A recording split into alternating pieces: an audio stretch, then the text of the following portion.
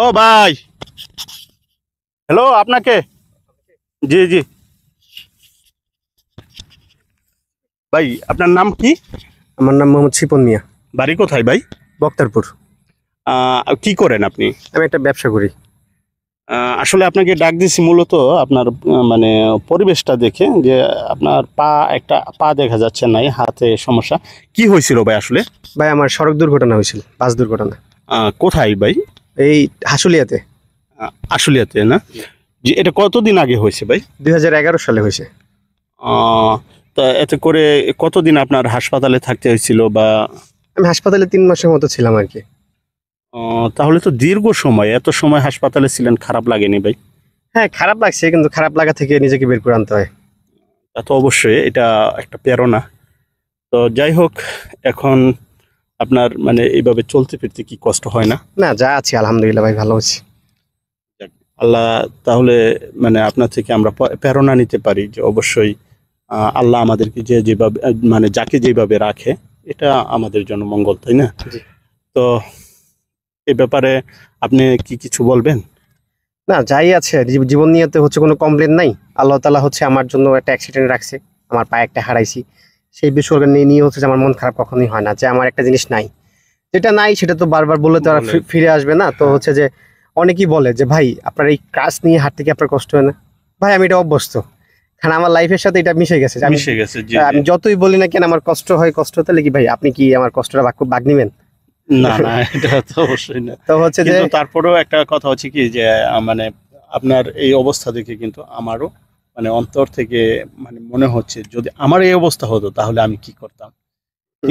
এই ব্যাপারে আপনি কিছু বলবেন? আপনি কি তখন, যখন আপনার মানে সাধারণ ছিলেন, সুস্থ ছিলেন, তখন কি এই বিষয়গুলো কোনো উপলব্ধি করছিলেন? মানে বয়স তো তখন কম ছিল, মাত্র 13-14 বছর বয়স ছিল যখন অ্যাক্সিডেন্ট হয়। তো অ্যাক্সিডেন্টের পরে অনেক সময় ভাবতাম আমার সাথে কেন এরকম মনে হলো, আমি কি করলাম? কারণ সবাই ঘুরতেছে, সবাই চলাফেরা করতেছে, আমি কেন পারতেছি না? তো এই বিষয়গুলো আমার জন্য মানে খুব কষ্টদায়ক একটা বিষয় হতো। তারপরও আচ্ছা। নিজেকে মানে আমি চেষ্টা করতাম নিজেকে ঘর থেকে বেরিয়ে আসতে। তো সবসময় হচ্ছে যে ঘোরাফেরা এবং হচ্ছে যে নিজের ফ্যামিলি নিয়ে, পরিবার নিয়ে কিছু একটা কাজ। আর আমার সবচেয়ে বেশি ভালো লাগে হচ্ছে কাজের মনে থাকতে। কাজ ছাড়া আমার লাইফটাকে মনে করি যে একটা শূন্যহীন, মানে শূন্য অবস্থা, যেখানে অবস্থায়। নাকি কাজ নাই সেখানে আপনি নাই, না, এরকম পরিবেশটা, তাই হ্যাঁ তো? অবশ্যই। কারণ হচ্ছে যে আমাদের মতো অনেকই মানুষ ভাবে যে ভাই এই আপনি যেরকম হচ্ছে আমাকে প্রশ্ন করলেন না, হ্যাঁ যে অনেকক্ষণ এতক্ষণ সুন্দর করে প্রশ্ন করে লাস্টে কিন্তু আপনার উত্তরটা খুব ভালো ছিল, কিন্তু আমাদের এরকমই অনেকেই প্রশ্ন করে, প্রশ্ন লাস্টে হচ্ছে বলে যে দিন শেষে এতগুলো প্রশ্ন করে বলে যে আহারে জীবনটাই শেষ। তখন আমার মাঝে মাঝে প্রশ্ন আছে, তাকে আমি প্রশ্নটা আমি বলি যে ভাই জীবনটা শুরু কই থেকে একটু বলে যাবেন? আচ্ছা। তো যাই হোক, আজকের মতো এখানে শেষ করছি। আসলে আপনার মানে আপনার এই পরিস্থিতি দেখে আমিও মানে অত্যন্ত ব্যথিত। তো এখন আমারও ওই যে আপনি বলছেন না, এটা ছাড়া আর কিছু বলার নাই। আহারে, জীবনটা তো শেষ। তো শিবন ভাই, তাহলে হচ্ছে ভাই বলেন তো, জীবনের শুরু কোথা থেকে? মানে এটা আমার মানে কোশ্চেনটা আপনার যখন বলছেন আহারে জীবনটা শেষ, এখন বলা আপনাকে ইচ্ছে করতেছে ভাই জীবনটা শুরু করতে একটু বলে যাবেন? এটা কেমনে বলবো ভাই, আমরা যেখান থেকে শেষ করি সেখান থেকে আমাদের চলা শুরু করতে হবে।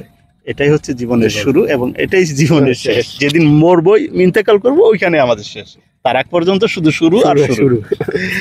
জি, ভালো থাকবেন ভাই। আল্লাহ হাফেজ। আল্লাহ হাফেজ। আচ্ছা দিলে